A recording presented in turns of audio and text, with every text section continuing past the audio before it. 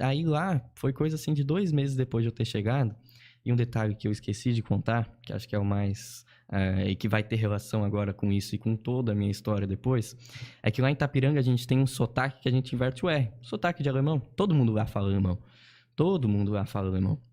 Então, uma coisa que o pai e a mãe falou uma vez é que eu comecei aprendendo a falar alemão, depois que eu fui aprender a falar português. Nossa. Eles lá, eu chego lá com o vô, eles estão tudo conversando alemão. Hoje eu entendo tudo. Falar, difícil. Falar bem difícil, mas entendo tudo. E lá é normal. Tu entra no comércio, tu vai comprar uma coisa, tu literalmente vai conversar com a pessoa em alemão. É uma Alemanha dentro do Brasil, mas essa é literal. Não é só de slogan, é literal essa. Então tu não vê na arquitetura tudo mais, mas a cultura, as pessoas, o jeito das pessoas, a face das pessoas é Alemanha dentro do Brasil e conversa alemão. E aí todo alemão que começa falando alemão, depois vai para o português, inverte os R's. Então, se a gente vai falar carro, a gente falava caro.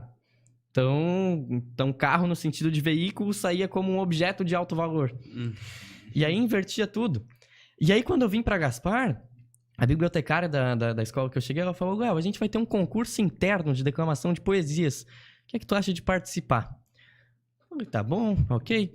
Ela me deu o poema Borboletas, de Vinícius de Moraes, para declamar. Esse poema começa assim.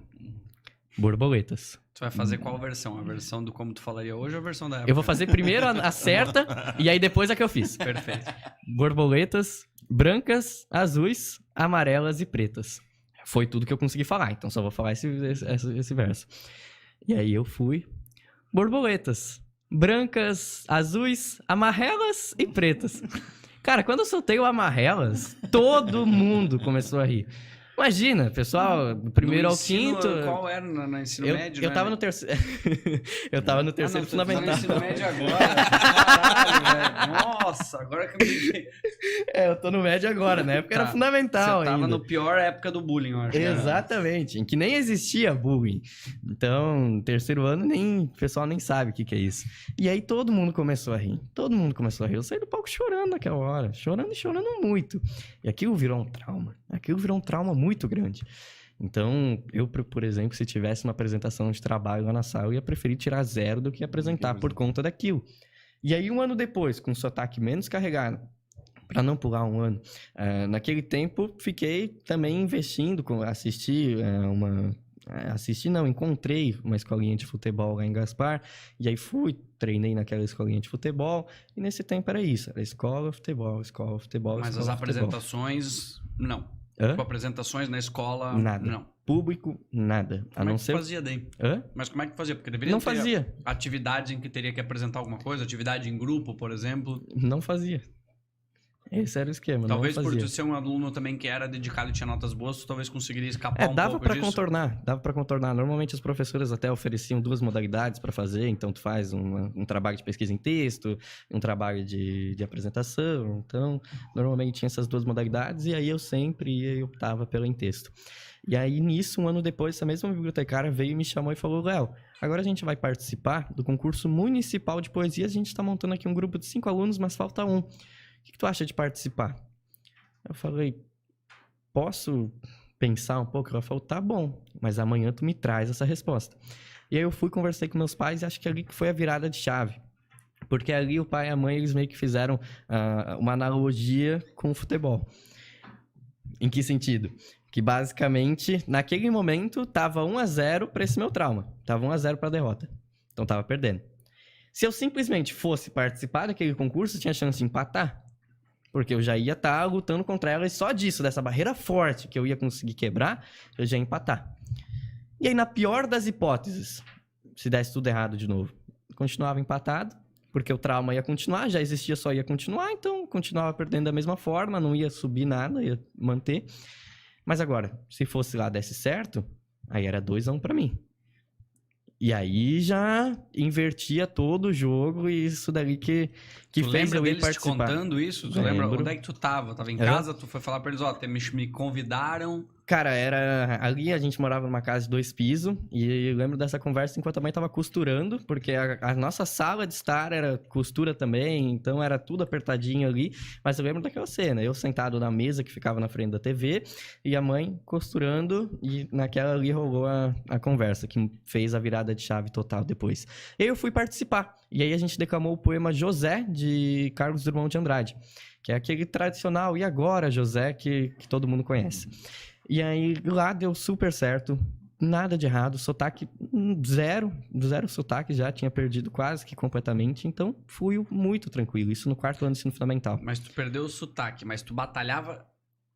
Existe uma diferença entre o sotaque e a pronúncia diferente de algumas palavras. Tu batalhava contra os dois, tu queria ter uma fala... Cara, é que foi tu muito... tinha assim, eu queria falar como tal, de tal forma, ou como tal pessoa, isso nunca foi uma Não, coisa... na época nada. Tá. Na época nada. Foi algo automático, assim, de convivência só. A única convivência era com meus colegas de turma.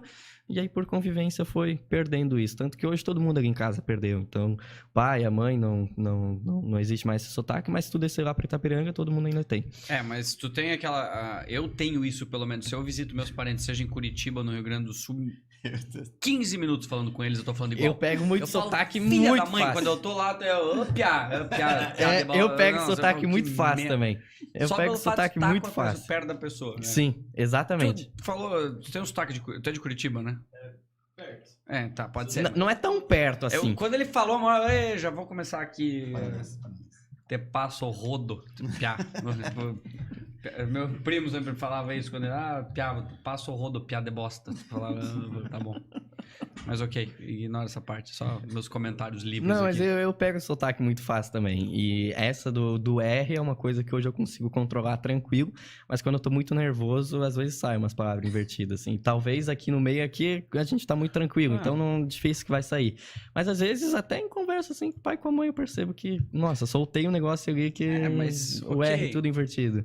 Mas, enfim, é coisa que talvez até o final da minha vida eu consiga controlar, talvez não, se não controlar também é história e é isso. As pessoas vão entender, acho que, chega um ponto em que, a comunicação chega, as pessoas conseguem entender, e eu acho que existe um lado brutal que é da infância. Na infância, por mais que as pessoas falem, tu até comentou, né, não tinha chegado o bullying ainda, mas eu acho que antes disso, as crianças são muito mais maldosas antes do ensino médio. Nossa, super. Porque assim, criança, ela não tem a noção, ela quer te machucar nas ofensas. Depois a zoação continua, mas aí a pessoa entende o que é o limite, o que ela tá fazendo, assim, ela sabe o que é o limite. Aí, nem todos, mas o limite ele fica um pouquinho mais abaixo do quando tu é criança. Exato. Então... Deixa eu perguntar uma coisa que eu tava curioso, porque eu achei muito interessante a forma que os teus pais abordaram esse método de lidar com o trauma.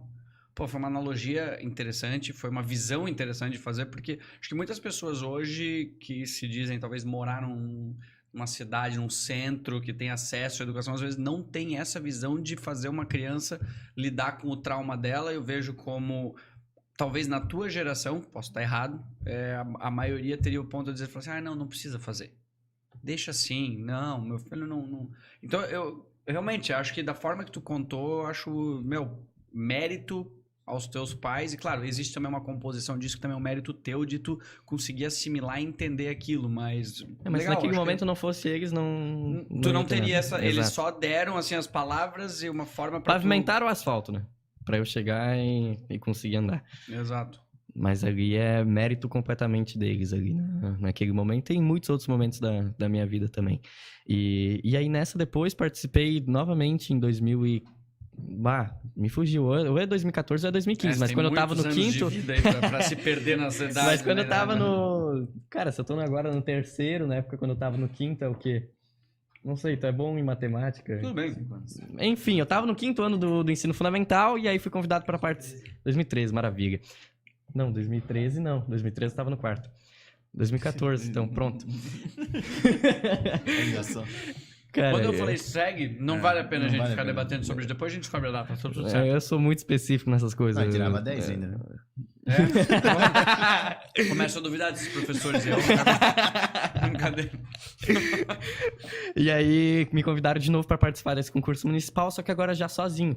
E aí, sozinho, fui lá, declamei o poema Recomeçar, de Paulo Roberto Gaec. E aí, lá também fluiu tranquilo, Como é que deu você preparava certo. pra isso? Cara, espelho. Na época, assim, ninguém tinha me falado Qual é o isso, mas critério acho de que a mãe avaliação? falou, na verdade. Qual é o critério de avaliação? Cara, é a Tipo- tua desenvoltura lá em cima, é tu conseguir transmitir os sentimentos da poesia, é tu conseguir transmitir ela de uma maneira boa, é a Tu lembra expressão de corporal. tu ensaiando como é que... Lembro. Era o espelho ali na frente do armário que eu posicionava, pegava o espelho lá do corredor, colocava na frente do armário e ali ia declamando. E aí passava uma semaninha assim para conseguir decorar ela completamente. Na época tinha bastante dificuldade de decorar, então era uma semana para isso. E aí depois era ensaiar para conseguir fazer com que o corpo falasse junto, porque isso é importante, isso entra dentro de oratório, entra muito dentro de poesia e entra muito em conseguir transmitir esse sentimento. Mas na época era algo automático, não sabia disso. Tá, eu tô curioso, eu tô bem curioso sobre isso, porque assim, o negócio... Quantos anos tu tinha? Cara, Quantos anos aproximado? quinto ano a gente tem 11. No quinto Ok. ano as pessoas têm 11. Com 11 anos, tu tava disputa... Era um... Como é que era o nome? Concurso Municipal de Poesias. Tá. Quantas pessoas estavam disputando lá? Cara, de todas as escolas. Normalmente cada escola enviava 2 participantes. Tinha o quê? Uns 20 alunos. Tinha uma competitividade? Tinha uma Tinha. babaca daquela escola lá? Não, os caras- não nesse ponto. Era todo mundo Ok. bem, tranquilo. Sim, a ofensa só era mais bonita, tu gesticulava um pouco mais. talvez, Tu entendi. através de poesia. Então, este chato, Nossa inconveniente. senhora, vai sessão da tarde. Tomara isso, que viu? perca. Não, mas- Ora as bolas. Macacos me mordam. Não acredito que perdi para esse ser de baixo intelecto. Não, é que assim, ó, por que eu tô curioso? Porque acho que eu já conversei com várias pessoas aqui, a gente trocou ideia com vários atletas de alto desempenho, seja empreendedores, várias pessoas. E independente do grau, se a pessoa faz, sei lá, jiu-jitsu, ou tu tá proclamando uma Declamando uma poesia. Olha o imbecil que eu sou aqui. Mas declamando uma poesia, o grau do que tu pensa e o como aquilo é relevante pra ti é a mesma coisa. Entende? Tipo, o como tu te prepara, o como tu interpreta aquelas outras pessoas lá, o nervosismo de tu sentar ali na frente pra fazer isso, para ver. Todos faziam a mesma poesia Não. ou cada um Não, podia selecionar cada um a sua? escolhia a sua, ia lá, cada um podia escolher o seu nível de dificuldade, isso contava bastante, eu Qual gostava que é o de nível pegar. de dificuldade? Cara, varia pra muito ti era em... com R. senão- Cara, é muito pelo tamanho também. Eu gostava de pegar poesia ali de 4, 5 minutos, porque aí diferenciava do pessoal que tinha 2, e daí você já saía na frente se eu conseguisse completar a poesia. Então Interessante. era um método ali. E aí consegui pegar uma poesia longa pra já sair na frente nesse sentido. E aí, recomeçar, por exemplo, tinha 4 minutos e pouco. E Caramba. aí. 4 minutos e pouco. De poesia, cara. É difícil pra decorar isso. Então, mas essa era uma outra curiosidade que eu tenho, porque eu acredito que o teu entendimento hoje é muito diferente, sem dúvida, pela evolução do, sei lá, intelecto do que Prática, era na né? época, porque assim, se eu me colocasse no seu lugar, eu interpreto que com 11 anos eu ia fazer o quê? Eu ia decorar, como tu falou, e depois eu ia, sei lá, gesticular, entendeu? Como transmitir o que eu decorei em gestos. Hoje tu consegue entender as duas coisas juntas, únicas. Tu não precisa decorar, tu entende Exato. o contexto Exato. daquela mensagem e por isso que tu grava, talvez. Agora, por exemplo, se tu pegar um poema aleatório ali, eu vou ler ele pela primeira vez, eu consigo pegar e ler ele, ler ele pra ti aqui, declamar, já gesticulando e já fazendo a entonação diante dele. Então, é prática. Declamação de poesias é prática, literalmente. E tu ganha troféu disso? Tu ganhou todos esses? Cara, de 2000 primeiro que eu participei foi 2000 e municipal, foi 2013, que foi aquele que a gente participou em grupo. De 2013 para 2019, porque 2020 não teve por causa de pandemia, 2013 até 2019 levei todos os troféus. Tá, Nem sempre de primeiro. Teve 2 anos que eu não consegui o primeiro lugar. Tá. E tu tem um fã-clube, Mas- assim? Não tinha pessoal lá... Sei lá, vergonha. tinha um pessoal lá, as mulheres levantando a blusa. Léo, uau, ganhou! Tipo, não. Não. Fala, Sapiens! Gostou desse corte? Então curte, se inscreve, compartilha, nos segue nas nossas redes sociais, que isso ajuda bastante a esse conteúdo chegar a mais pessoas. É isso. Valeu!